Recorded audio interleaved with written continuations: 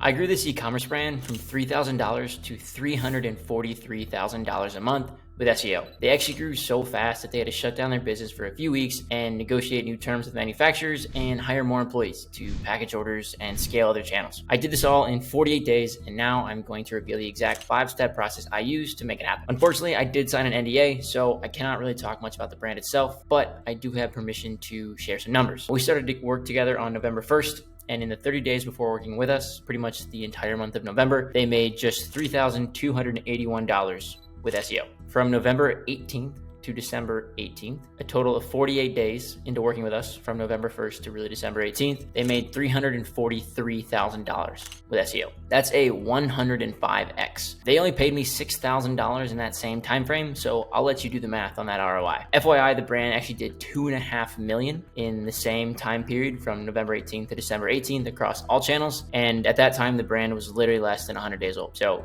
insane growth. I do have to give a ton of credit to the founder. He is a serial dropshipper. I've watched him grow a handful of brands, and this is pretty similar to, these are like pretty similar results to what he normally gets. He nailed the product niche. He was one of the first movers in the entire category, and he absolutely printed cash on this singular product store, literally just one product.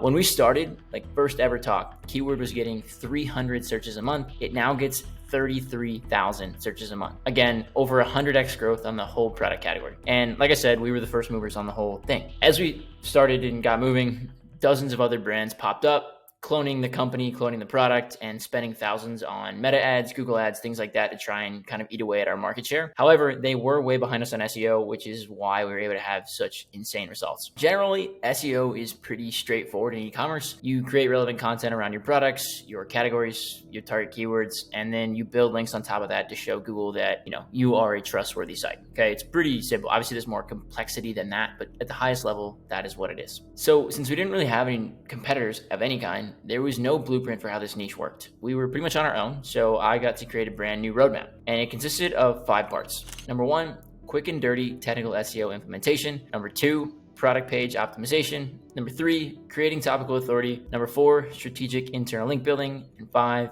entity building. Let's get into all 5 of those one by one. So let's start with the quick and dirty technical SEO. The first thing we do when we onboard a new brand at our agency is we audit their technical SEO and fix any major errors. Plus, if you're familiar with Shopify SEO, it does have a handful of built-in limitations.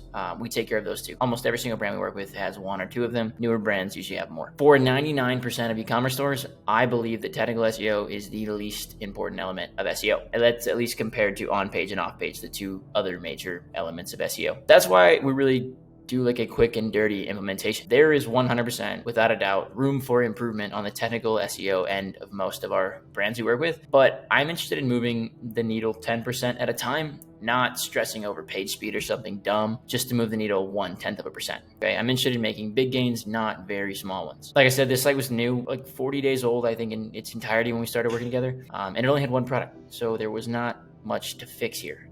We did all of the technical SEO implementation in literally 2 hours. Again, it's not perfect. That was not the goal, but you saw we made $340,000, so it's at least good enough to do that. On to number 2, product page optimization. So there was 1 product and the target keyword had already been established, right? Like I said, it was at 300 searches a month. Now it's at 33,000 a month. We didn't have to do any keyword research for the product page, so that was great. But we still did need to optimize the product page so that we could actually rank for it. To properly optimize a product page of any kind, this store, your store, any store, we put the target keyword in the following places: URL slug, product title /H1, the meta title, the meta description, the image alt text, and several times throughout the product description. Now, if the brand had more SKUs, like I imagine your brand probably does, and many of the other brands we obviously work with do, we would repeat this exact same process across all of their products and all of their collection pages before we moved on to the next phase. I know it's boring, but your target keyword has to go in all of those places for every single one of your products and every single one of your collections. Okay, that is how you win in SEO. Number 3, creating topical authority.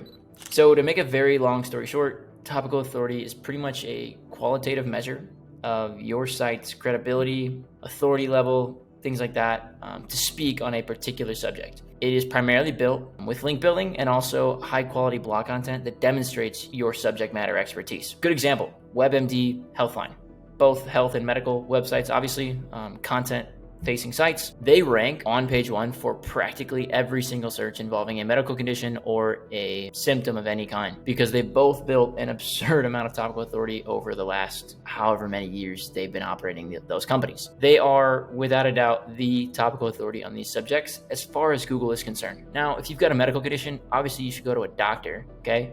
But you're probably starting your search on Healthline or WebMD just by searching your symptoms, okay? That is the power of topical authority. In e-commerce, you do not need to write 1 million blogs about your niche to become the topical authority. The number is probably more accurately in the range of like 20 to 50, maybe 100 in more competitive niches, but it's significantly lower than a million, right? 20 to 50, 20 to 100, let's say. That's about how many blogs most of our brands will carry at any one time. As you amass more topical authority in your niche, whatever that may be, you will rank higher not only for those keywords that you're targeting with blogs, but also your main keyword, okay? That is the whole function of building topical authority, so you can actually rank for the big money North Star keyword that you're looking for. This is a fact. All right, Google will only rank you on page 1 if it trusts you, and you build this trust by creating content and, of course, links, which I'll talk about in a second. If you build your e-com brand in an established product category, let's say something like skincare supplements, the types of content you need to write to build topical authority are very clearly defined, okay? You would talk about things like top skincare supplements, benefits of, specific skincare supplements, the risks of each, comparing certain supplements like, sunscreen versus lotion or collagen versus, whatever else, right? These are very clearly defined because your competitors have already created it. So if your competitors have done it and multiple of them have done it, you should probably also do it, right? That's like a content gap. In a brand new product category like this one, where you are literally the only brand to exist, you have no competitors, the topical authority roadmap is significantly less defined.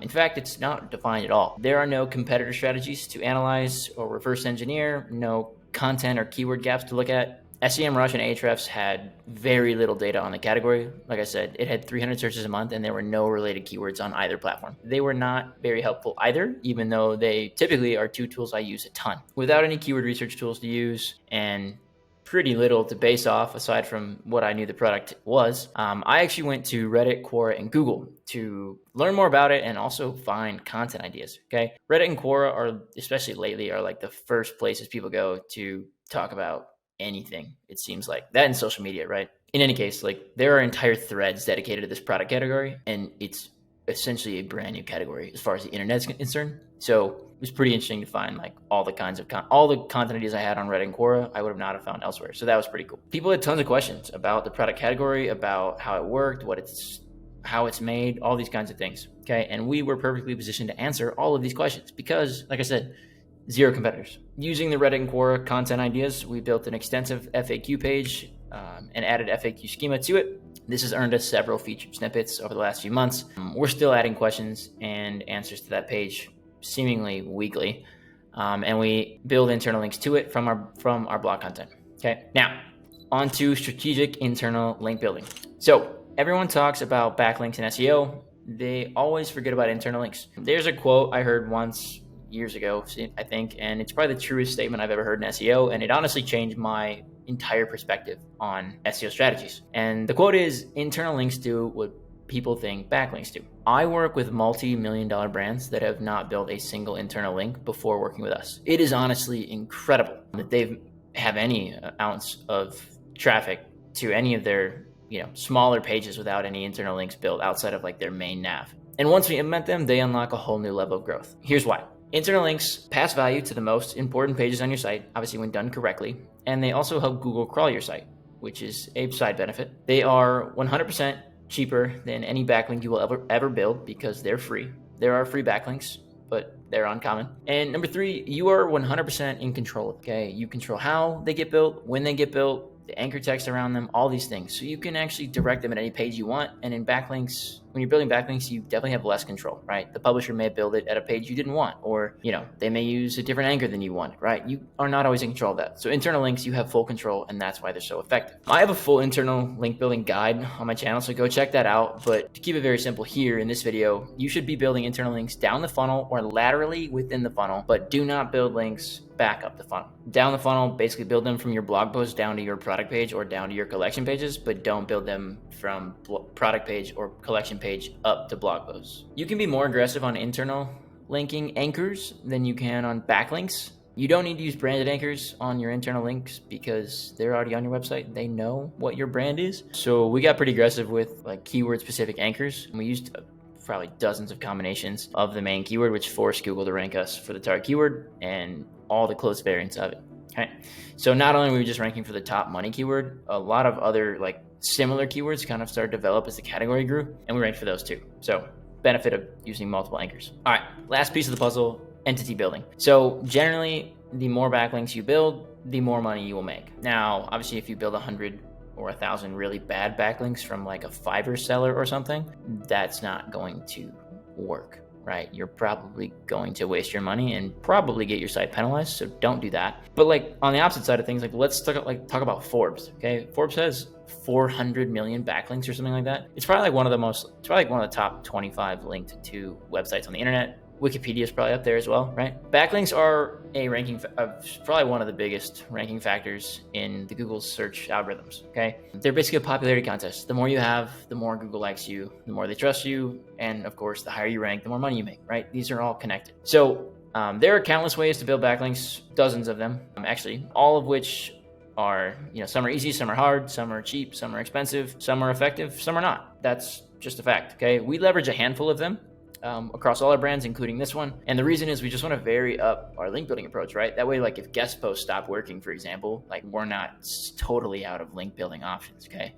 So like for any given brand, we probably run like 3 or 4 different backlink schemes or strategies at once. And not only does this protect us from updates or something, but it also just gives us a really well-rounded link profile, which most of our competitors don't have. So that's how we're able to do things like this. I would say link building has probably been the most impactful of the 5 elements for this particular brand. We used UGC links from Reddit and Quora. So like I said, even though we were getting content ideas from there, we also engaged on the platform and linked back to our site when relevant. We did tiered link building, we did press syndication, and we did PR links. I literally just dropped a video last week on my ultimate guide to backlink building, and many things I covered in that video, we also did here. That's why it's the ultimate guide. However, there were a few unique things we did for this brand. The UGC one was definitely the most unique we did for this brand. So let's dive into that.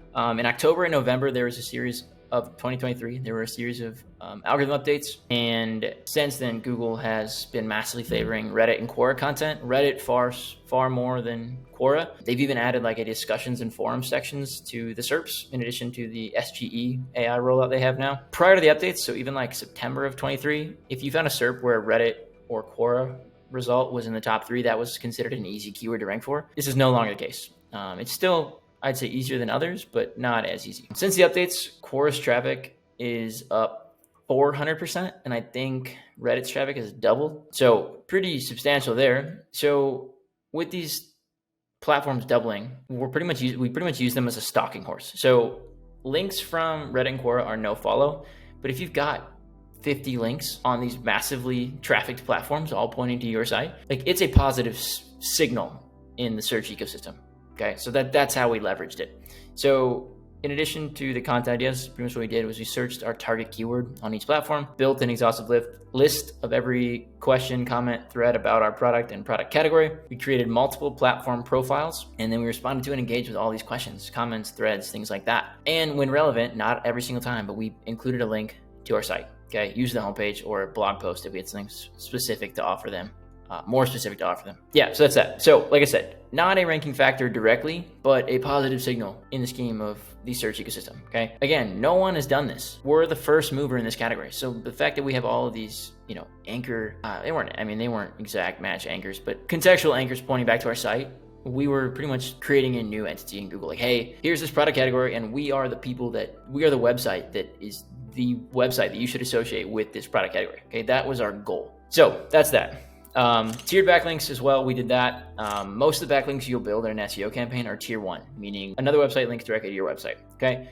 Now, tiered backlinks are when another website links to another website, which then links to your website. Okay, so that's a tier 2 link. Then you've got tier 3, tier 4, all the way up to tier 5 is the deepest I've ever seen. We only ever use up to tier 2 and tier 3. They're generally cheaper and you can build more of them. The benefit of that is just if you, let's say you write a guest post and that guest post isn't getting any traffic or it's not getting any links pointing towards it, tiered links can essentially kickstart it getting traffic and also help it get indexed. So that's kind of where the value is on tiered link building. Okay, so we do that for a lot of our guest posts. Also a lot of press syndication, which I'll get into right now. Press syndication is kind of like the poor man's version of PR link building. Pretty much write an article, a newsworthy article about your brand, and you can syndicate it across hundreds of platforms. There are tons of services out there that do this. The one we use, I think, publishes on like 200 different platforms. So technically 200 links reporting to us, but not all those links got indexed. Most of the links are no follow, but there are some that are do follow. So we ended up building tiered link systems to those, as well as some of the really big no follow publications, because even though it's a no follow link, having a dozen of them or 20 of them with tiered links pointing at them is again a positive signal in the search ecosystem. So that's that. And then last step here was PR link building. So reactive PR, Harrow, I forgot what it's called now. It's just been renamed, quoted, things like that, and also other existing relationships we have with other publishers, pretty much landing ourselves in like DR 70, 80 plus publications. We got links on MSN, Home and Garden, Business Insider, Yahoo, a couple others. Like I said, we're the first movers in the product category. So when we told publishers, hey, we've got this crazy product that no one's ever heard of or making besides us, we landed a ton of links, which is a very big reason why we were able to make over 300K so fast. So this is a big tool as well we leveraged. I also have a guide on YouTube on how to build reactive PR links for your brands. Check that out on my channel. All these pieces came together to complete the $343,000 puzzle. If we just did product page optimization or just technical SEO or just link building, we would not have had nearly the same amount of success. That number would probably have 5 digits in it instead of 6, or maybe even 4 digits instead of 6. So every element is very critical. As I said already, I do think link building was the biggest here, but in any case, I've helped dozens of Shopify brands 3x, 6x, and in this case, 100x their initial investment with SEO. So if you're a Shopify brand doing at least $100,000 a month and you're looking for predictable SEO results, book a call with me to chat. Link is in the description. Peace.